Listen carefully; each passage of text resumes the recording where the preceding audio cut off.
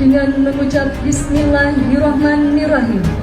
Apel bersama Bupati dan Wakil Bupati dengan seluruh ASN di lingkungan pemerintah Kabupaten Aceh Timur. Bukan persoalan like and dislike, bukan persoalan suka tidak suka. Siapapun Bapak Ibu yang berada di lapangan ini, di jajaran pemerintahan saya, yang bisa memberikan andil. Apa saja yang menjadi penekanan Pak Bupati dalam apel ini? Ya, pertama kita menegaskan kepada para ASN di jajaran pemerintah Aceh Timur soal kedisiplinan.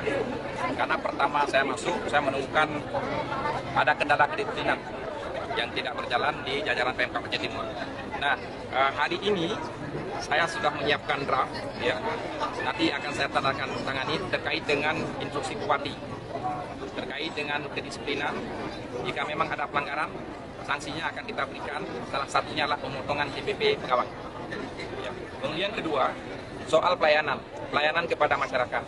Saya meminta agar seluruh pegawai kita di jajaran pemerintahan tingkat kabupaten dan kecamatan, baik dari dinas kesehatan, kantor camat, kemudian instansi-instansi lainnya, untuk memberi pelayanan yang prima kepada masyarakat.